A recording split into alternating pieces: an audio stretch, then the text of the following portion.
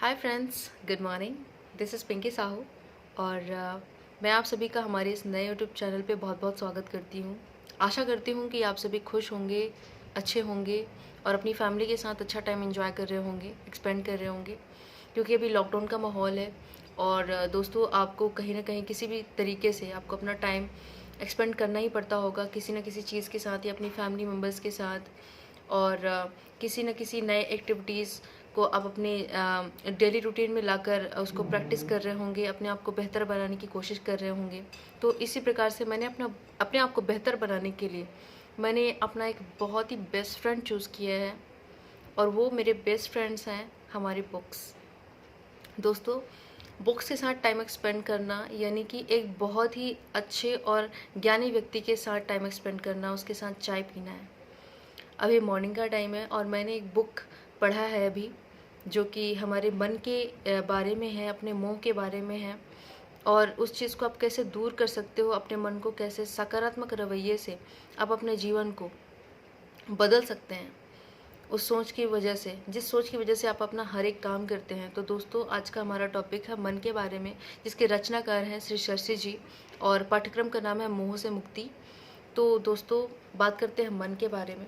दोस्तों, मन जिस प्रकार से कई प्रकार का होता है, उसी प्रकार से इसके कई विकार भी होते हैं, जैसे कि डर, लालच, नफरत, ईर्ष्या, गुस्सा, बोredom, तुलना।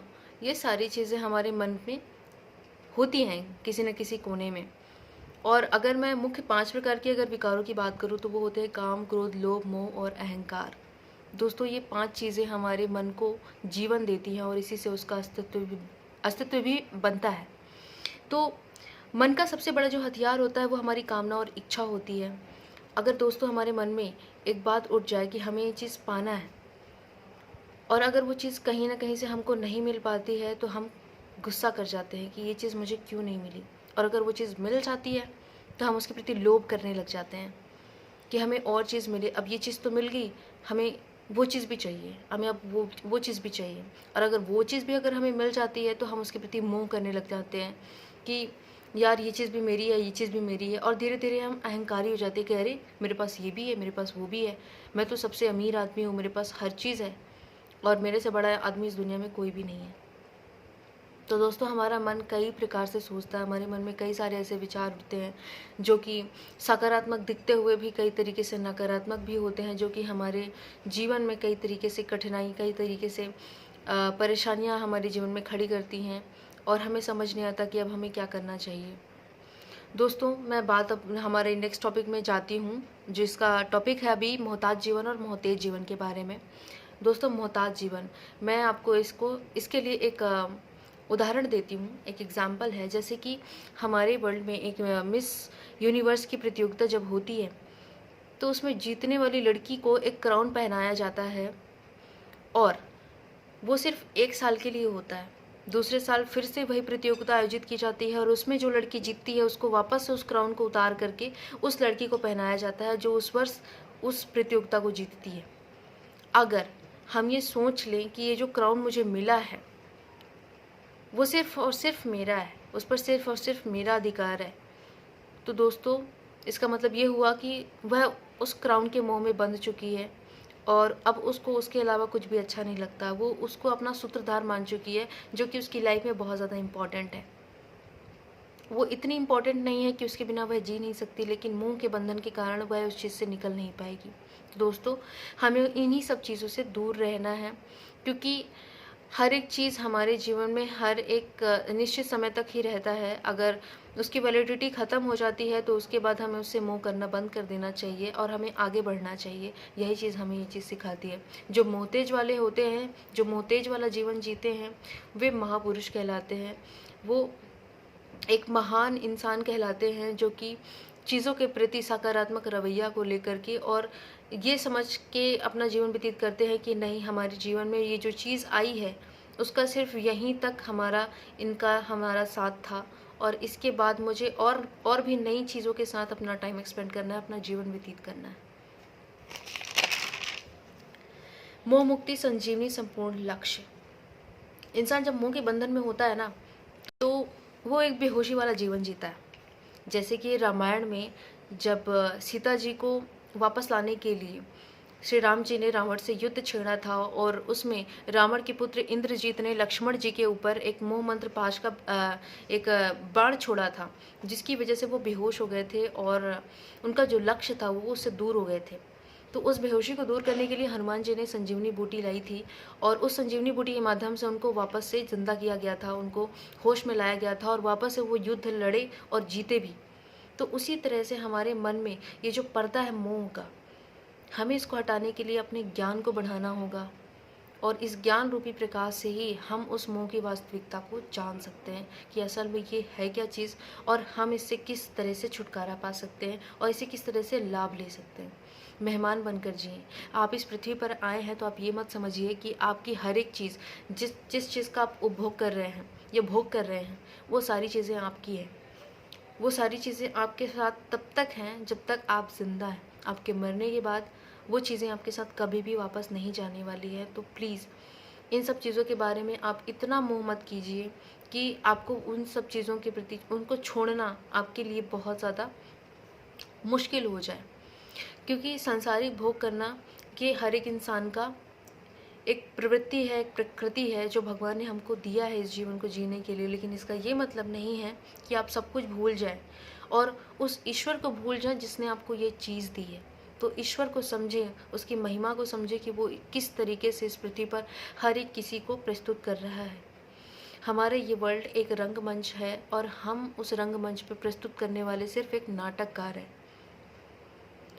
तो आप उस चीज़ को फील कीजिए कि भगवान आपसे किस तरीके से काम करवा रहा है, आपको किस उद्देश्य से आपको ये जीवन मिला है और आप उस उद्देश्य को पूरा करने में किस तरीके से अपना योगदान दे रहे हैं। तो अपने आप को समझिए, ईश्वर को समझिए और अपना अच्छे से अच्छा कर्म करने का प्रयास कीजिए। दोस्तों, जो चल रहा है वो सब कुछ ठीक है। धन के मोह से कैसे छूटें? जब आपका धन आपका मालिक होता है ना, तब वह उतना ही खतरनाक होता है जैसे एक चंचल मन, एक बेलगाम मन होता है, जिसकी वजह से आप कुछ भी करने के लिए तैयार होते हैं। कुछ भी, चाहे वो नकारात्मक पहलू पर हो, चाहे वो सकारात्मक पहलू पर हो। तो ये जो हमारा मन है ना, उसको हमेशा अपने वश में कर कर रखना चाहिए। ऐसा नहीं करना चाहिए कि आप जो मन करे आप वही चीज़ करो। नहीं, उसके बारे में पहले आप सोचो कि अगर मैं ये चीज़ करता हूँ या करती हूँ तो उससे मुझे क्या फ़ायदा होगा, कहीं किसी के अहित में तो नहीं है, कहीं से किसी का नुकसान तो नहीं होने वाला है, और अगर मैं ये करूँगा तो मुझे आगे क्या मिलने वाला है, उस चीज़ को अज्यूम करना चाहिए। तो दोस्तों, धन को उतना ही महत्व देना चाहिए जितना कि ज़रूरी है। धन आपके जीवन में केवल व्यवहार में आसानी और सुख सुविधाओं के लिए है। तो जीवन में आप जो धन को जो सब कुछ एक भगवान के रूप में आजकल माना जाने लगा है ना, धन को ही सब कुछ। तो धन हालांकि ज़रूरी है अपने जीवन को सुखमय बनाने के लिए और भी कई सारे अच्छे काम करने के लिए। तो लेकिन आजकल लोग जो है तो धन का असली मतलब ही भूल चुके हैं और कहीं ना कहीं उसका दुरुपयोग करते हैं और उसको जिस तरीके से वो कमाते हैं, सबसे ज़्यादा बड़ी गलती वो वहीं पर करते हैं। उनका तरीका कभी कभी सही नहीं होता है और उस वजह से उसका खामियाजा उनको आगे आने वाली ज़िंदगी में कभी ना कभी भुगतना पड़ता है। तो दोस्तों, आप उस धन का सदुपयोग कीजिए, उस धन के कमाने के तरीक़ों को बदलिए। जो गलत है उसको सही तरीके से आप कमाइए, उसको सही चीज़ों पर खर्च कीजिए, लोक कल्याण में खर्च कीजिए, अपने कर्म को अच्छे से अच्छा बनाइए, धन के प्रति जागृत हो जाएं और समृद्धि का हर एक रहस्य जानें कि आप समृद्ध कैसे हो सकते हैं। अगर इस धन को अगर आपको दिया गया है तो आप उसको किस तरीके से उपयोग करके और भी ज़्यादा समृद्ध हो सकते हैं और लोक कल्याण में अपना योगदान दे सकते हैं। अलगाव का बॉक्स, मोह त्याग के लिए सही प्रार्थना करें। दोस्तों, इंसान सोच में डूब कर ना कभी कभी इतना अजीब सोचने लगता है कि जो कुछ पॉसिबल ही नहीं है। जैसे हम कभी कभी सोचते हैं कि भगवान अगर पेड़ पर पैसे उगते तो मैं उन्हें तोड़ लाता और उनसे अपने लिए एक सुंदर सा घर बनाता, उसमें सारी सुख सुविधाएं होती, मैं लग्जरी गाड़ियां खरीदता, मेरे सारे सुख और ऐशो आराम की जो भी चीज़ें हैं वो सब कुछ मेरे पास अवेलेबल होता, नौकर चाकर होते, मेरे इतने सारे काम होते, मैं एक समृद्ध और सुखद इंसान के रूप में जाना जाता लोगों के सामने। लेकिन वो ये भूल जाता है कि अगर पेड़ पर पैसे उगना स्टार्ट हो जाएं तो उसके साथ साथ जो आप आसपास के आपके लोग हैं वो भी तो अमीर हो जाएंगे, फिर आपका काम कौन करेगा? आपके लिए महल कौन बनाएगा? आपके लिए कपड़े कौन बनाएगा? आपकी सारी ये जो सुख सुविधाएँ हैं वो आपको कौन प्रदान करेगा? वो तो इंसान ही कर सकता है। और सारे इंसान अमीर हो जाएंगे तो उनको काम करने की ज़रूरत ही नहीं पड़ेगी, राइट। तो हमें ये ऐसे विचार अपने मन में नहीं लाने चाहिए कभी भी, क्योंकि ये कभी भी पूरा नहीं हो सकता। ना तो पेड़ उग सकता है, ना तो आप पेड़ से पैसे तोड़ सकते हैं, ना उन पैसों से आप अपना घर बना सकते हैं। ये सिर्फ आप अज्यूम कर सकते हैं। तो चीज़ों को अज्यूम कीजिए, लेकिन उन चीज़ों को अज्यूम कीजिए जो आप कर रहे हैं, और आगे आने वाला उसका परिणाम क्या है, सिर्फ उस चीज़ के बारे में आपको सोचना चाहिए। दोस्तों, कैसे टूटे मोह की माया? विचार, वस्तु, रिश्ते और शरीर। दोस्तों, मोह 4 प्रकार के होते हैं। पहला होता है विचार वाला मोह। दोस्तों, हमारा ये जो शरीर है, इंसान हर वक्त कहीं ना कहीं कुछ ना कुछ सोचता रहता है। हर वक्त यह विचारों से बंधा हुआ है। कभी कभी हमारे ये विचार इतने ज़्यादा खतरनाक होते हैं किसी किसी मामले में कि आपकी जान तक ले लेता है। अगर हम ये सोचें कि हमें सुसाइड करना है, और हमने बिल्कुल ये ठान लिया है कि हमें करना ही है किसी न किसी कारण से, तो हम ये नहीं सोचेंगे कि आगे हमारी फैमिली को क्या फ़ील होगा, और आगे आने वाली लाइफ उनके लिए कितना ज़्यादा दुखमय होने वाला है, या उनको कितना ज़्यादा कष्ट होने वाला है। उन सारी चीज़ों को हम सोचने में बिल्कुल असमर्थ हो जाते हैं, और हम वही करते हैं जो हमारा मन हमसे कहता है। तो दोस्तों, अपने मन का मनोरंजन हमें इस तरीके से नहीं करना है कि हमारा मन जो हमसे कहे हम सिर्फ वही करें। नहीं, मन का लगाम जो होता है वो अपने हाथ में रखिए, और मन को कहिए कि मैं जैसा कह रहा हूँ या कह रही हूँ, तुम सिर्फ उन सब चीज़ों को करो जो हम चाहते हैं। कई बार लोगों को अपनी सलाहों का बड़ा गुमान होता है कि मैंने जो आज कह दिया ना, बस वही सही है।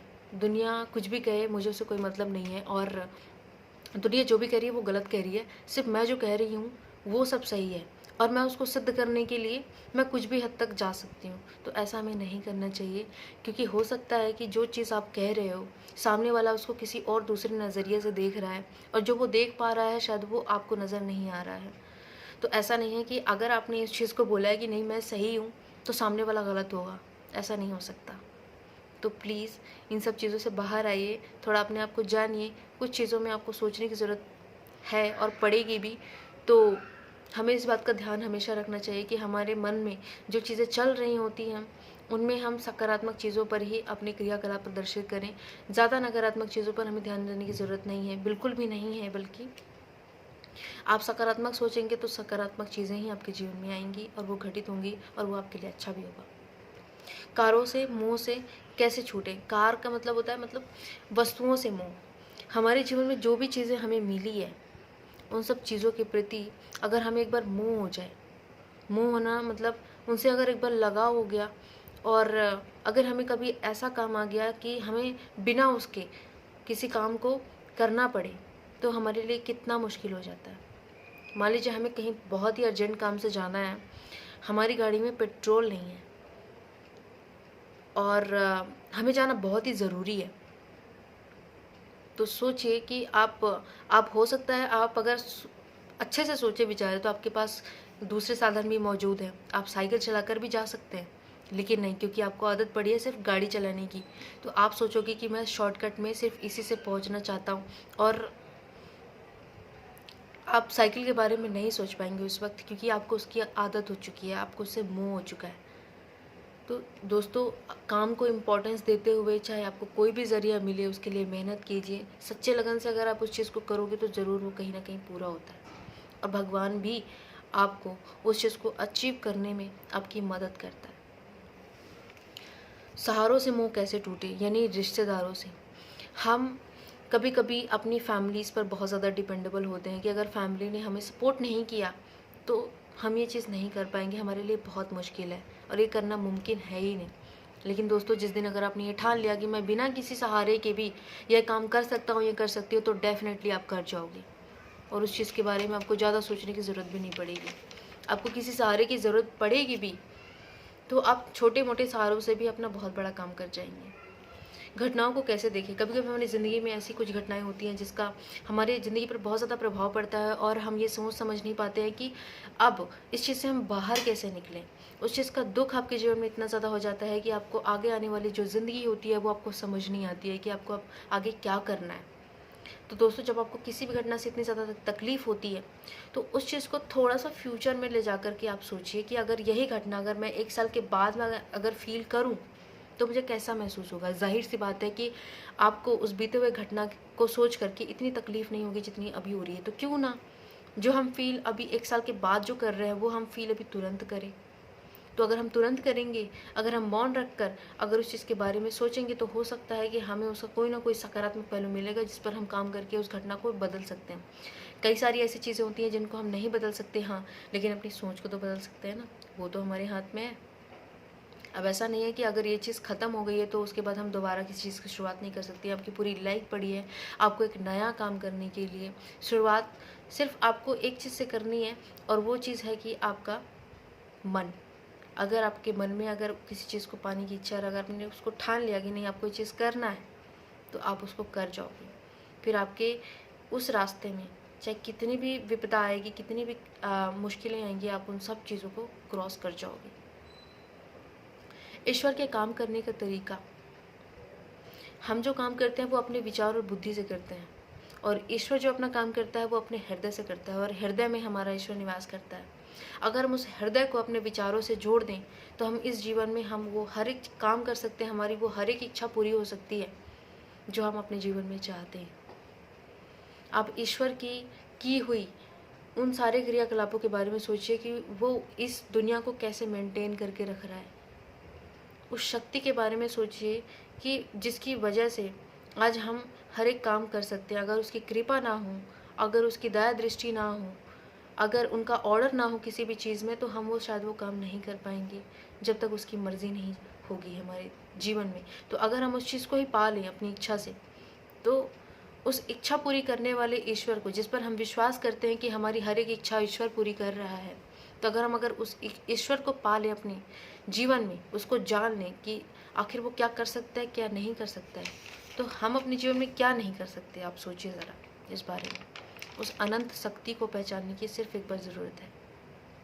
मोह, मोहन, गुरु, ज्ञान और दृढ़ विश्वास। प्रेम और भक्ति से सब कुछ मिल सकता है, लेकिन मोह से नहीं मिल सकता, और इस मोह के कारण ही हम बहुत सारी चीज़ों से वंचित रह जाते हैं अपने जीवन में। तो अब ज़रूरत है एक अच्छे ज्ञान की, और उस ज्ञान को पाने के लिए आप किसी न किसी तरीके से गुरु की ज़रूरत ज़रूर पड़ेगी। तो आप एक अच्छा गुरु बनाइए, और गुरु के कहे हुए विचारों पर चलिए। वो जो कहते हैं आप उनको फॉलो कीजिए। गुरु कोई भी हो सकता है, ज़रूरी नहीं है आप किन्हीं महान आचार्य के शरण में जाकर उनसे विद्या प्राप्त करें, तभी आपको जीवन का सार पता चलेगा, तभी आप ईश्वर से साक्षात्कार कर पाएंगे। ऐसा बिल्कुल ज़रूरी नहीं है। आप बुक्स पढ़ सकते हैं, आप सकारात्मक सोच रख सकते हैं किसी भी चीज़ों के प्रति। आप उन लोगों को फॉलो कर सकते हैं जो आज कामयाब हैं, और जिस वजह से वो कामयाब है उसका रीज़न जानकर आप कहीं बहुत हद तक आपको ये सारी जानकारी आपको मिल जाएगी। मोह में हृदय से शाप है।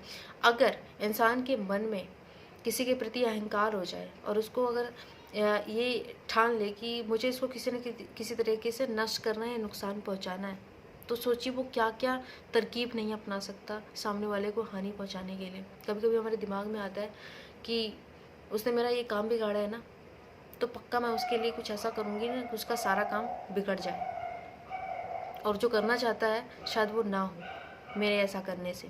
तो दोस्तों, ऐसा बिल्कुल नहीं सोचिए। अब मौन रखकर, जब भी आपके जीवन में ऐसा कुछ आता है, ऐसे विचार आपके मन में आते हैं, तो एक बार मौन रखकर आप उस बारे में सोचिए कि अगर आप ये करते हैं तो आपको उससे कितना फ़ायदा होगा, आपको उससे कितनी खुशी मिलने वाली है। ज़ाहिर सी बात है आप किसी को तकलीफ़ पहुंचाकर कभी भी खुश नहीं रह पाओगे, और 2 मिनट की एक खुशी आपके लिए जीवन भर का दुख साबित हो सकती है। हो सकता है कि आपको ये चीज़ नज़र ना आए, लेकिन ईश्वर जो ऊपर बैठा हुआ है वो तो देख रहा है ना। आप उससे कभी भी अपने कर्म को नहीं छुपा सकते, और जो आप जैसा करोगे वैसा एक दिन आपके साथ ज़रूर होता है। तो दोस्तों, आप कोशिश कीजिए कि आप अच्छे कर्म कीजिए, और उसका फल आपको उसी तरीके से मिले। मोह मुक्ति मंत्र, be happy no matter what. दुख का सही कारण जानने के बाद जीवन में जो सुख होता है, जो आनंद होता है, वो उसी तरीके से होता है जिस तरीके से हमारा नाम हमारे साथ है। तो दोस्तों, हमेशा जब भी हमारे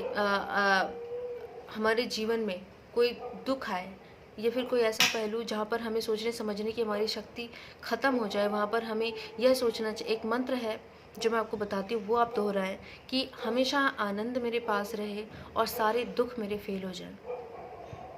तो अगर आप ऐसा सकारात्मक सोचेंगे किसी भी चीज़ों के प्रति, तो सकारात्मक घटनाएं ही आपके साथ घटित होंगी।